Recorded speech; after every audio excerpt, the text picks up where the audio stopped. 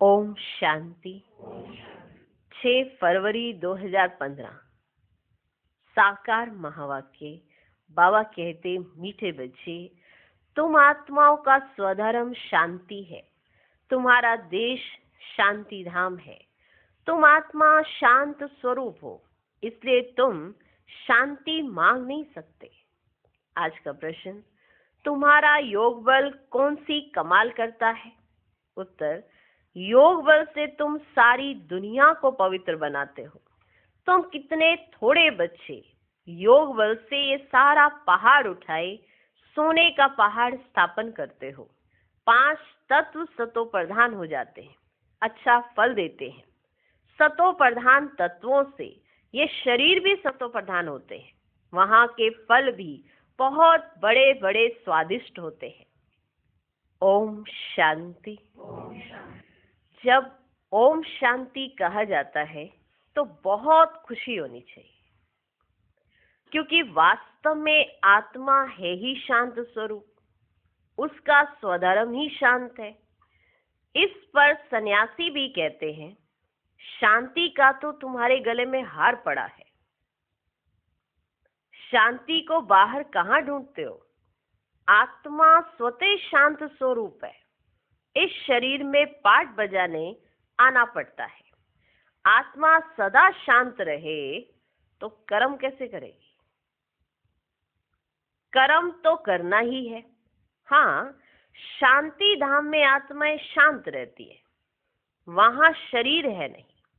ये कोई भी सन्यासी आदि नहीं समझते कि हम आत्मा हैं, शांति धाम में रहने वाली हैं। बच्चों को समझाया गया है, शांति धाम हमारा देश है। फिर हम सुखधाम में आकर पाठ बजाते हैं। फिर रावण राज्य होता है दुखधाम में। ये 84 जन्मों की कहानी है। भगवान वाच है ना अर्जुन प्रति कि तुम अपने जन्मों को नहीं जानते हो। एक को क्यों कहते हैं? क्योंकि एक की गारंटी है। एक को क्यों कहते हैं? क्योंकि एक की गारंटी है। इन राधे कृष्ण की तो गारंटी है ना, तो इनको ही कहते हैं। ये बाप भी जानते हैं, बच्चे भी जानते हैं कि ये जो सब बच्चे हैं, सब तो 84 जन्म लेने वाले नहीं है। कोई बीच में आएंगे, कोई अंत में आएंगे। इनकी तो सर्टेन है। इनको कहते हैं, हे बच्चे, तो ये अर्जुन हुआ ना, रथ पर बैठा है ना। बच्चे खुद भी समझ सकते हैं हम जन्म कैसे लेंगे। सर्विस ही नहीं करते हैं तो सत्युग नई दुनिया में पहले कैसे आएंगे? इनकी तकदीर कहाँ है?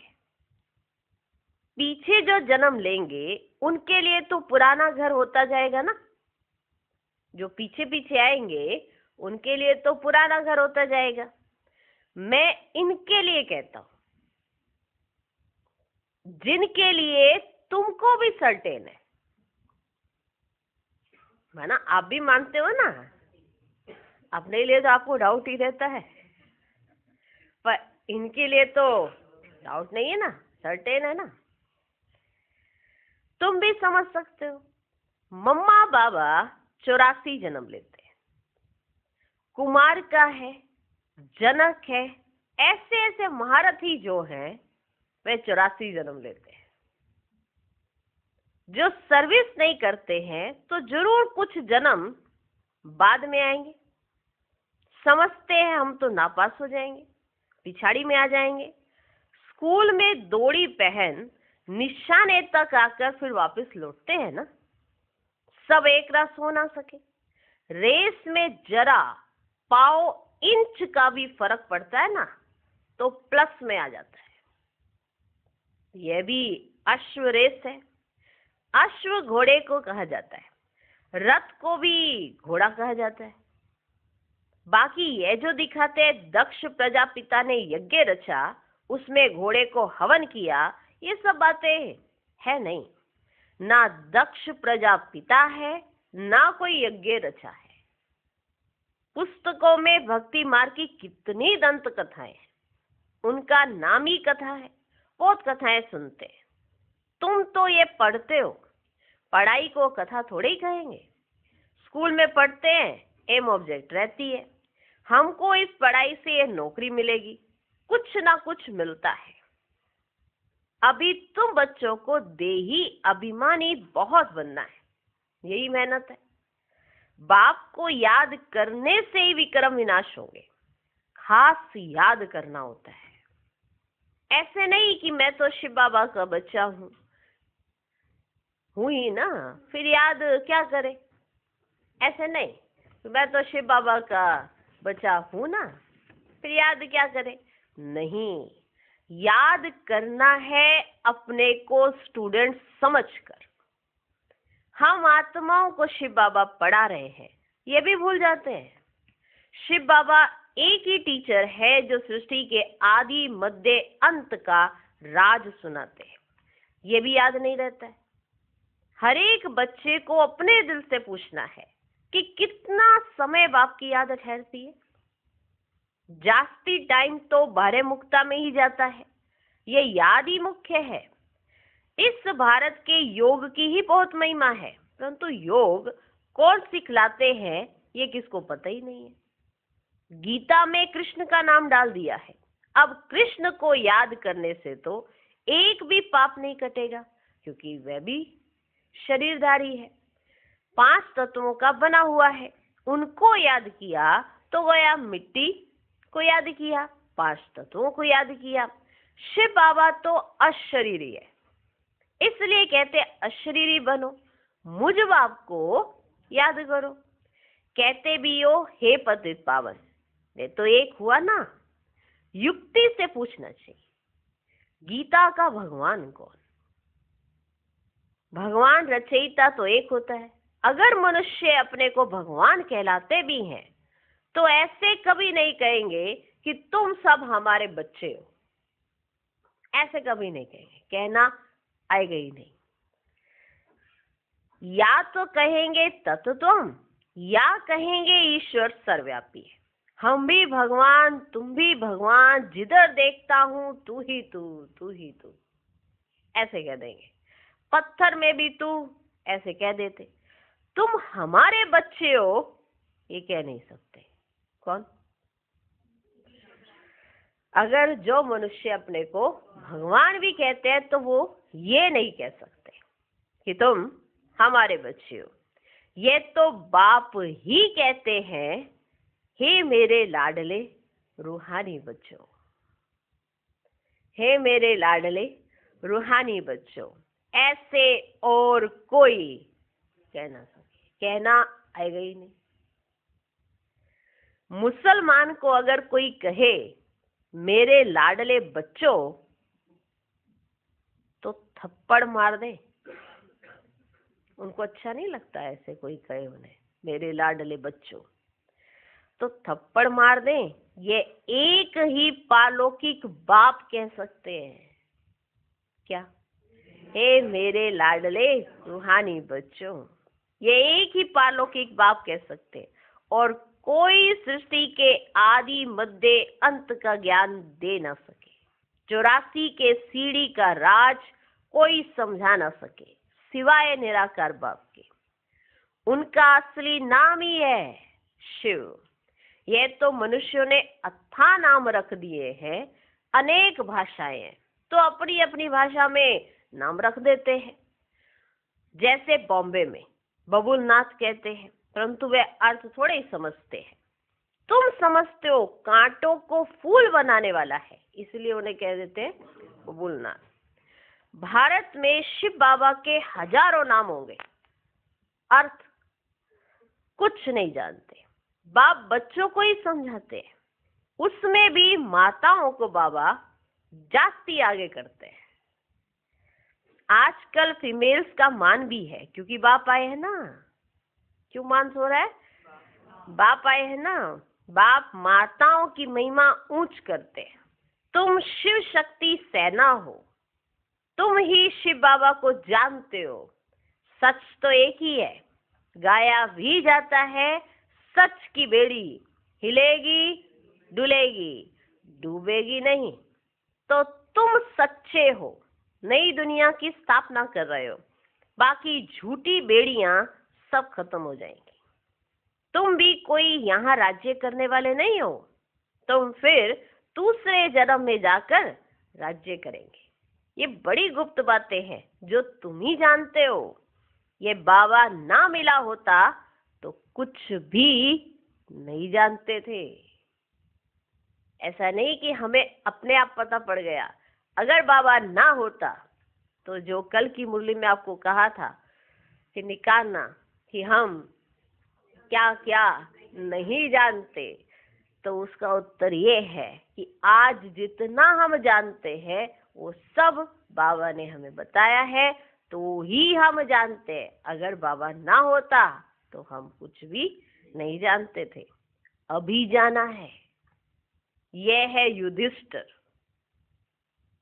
युद्ध के मैदान में बच्चों को खड़ा करने वाला। यह है युधिष्ठिर, युद्ध के मैदान में बच्चों को खड़ा करने वाला। यह है नॉन वायलेंस, अहिंसक।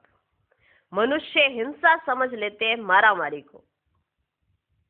बाप कहते हैं पहली मुख्य हिंसा तो काम कटारी की है, इसलिए काम महाशत्रु कहा है। इन पर ही विजय पानी है। मूल बात है ही काम विकार की। पतित माना विकारी, विकारी कहा ही जाता है पतित बनने वाले को। जो विकार में जाते हैं उनको कहा जाता है विकारी, पतित। क्रोध करने वाले को ऐसे नहीं कहेंगे कि यह विकारी है। क्रोधी को क्रोधी, लोभी को लोभी कहेंगे। देवताओं को निर्विकारी कहा जाता है। देवताएं निर्लोभी, निर्मोही, निर्विकारी हैं। वे कभी विकार में नहीं जाते।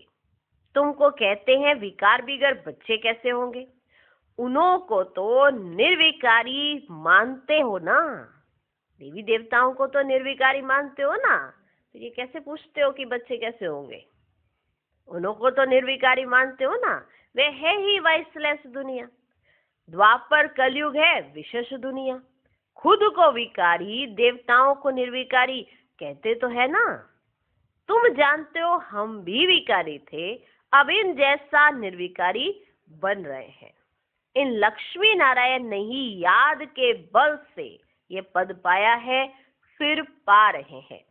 हम ही देवी देवता थे। हमने कल्प पहले ऐसे राज्य पाया था जो गवाया, फिर हम पा रहे हैं। यही चिंतन बुद्धि में रहे तो भी बहुत खुशी रहेगी।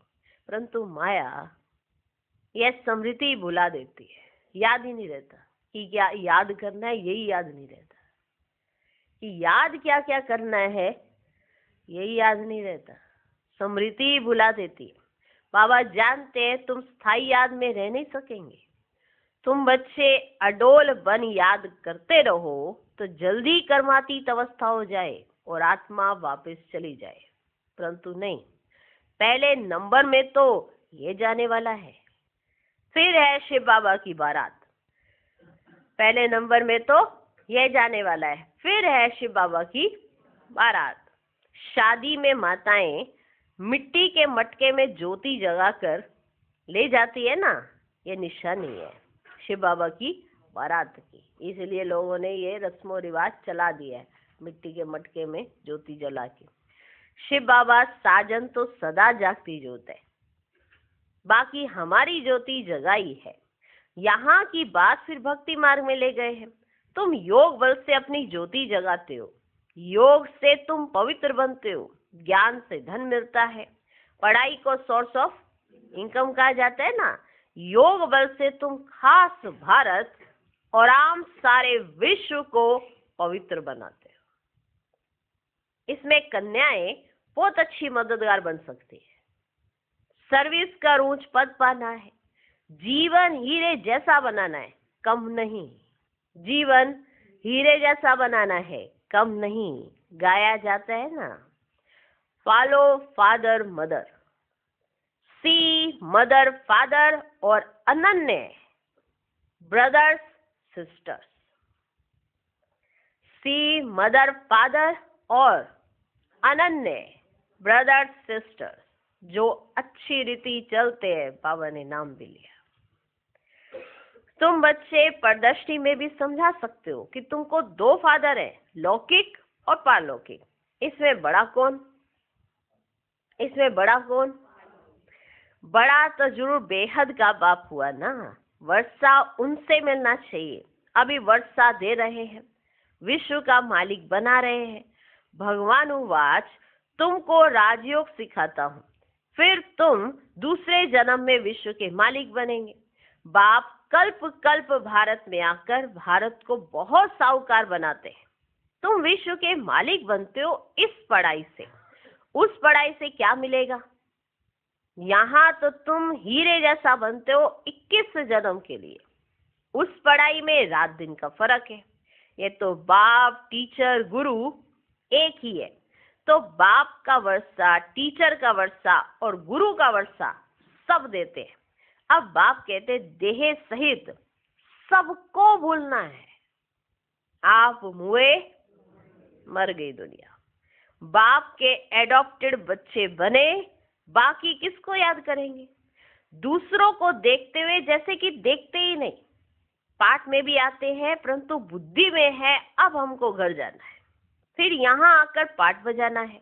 ये बुद्धि में रहे तो भी बहुत खुशी रहेगी। बच्चों को देह भान छोड़ देना चाहिए।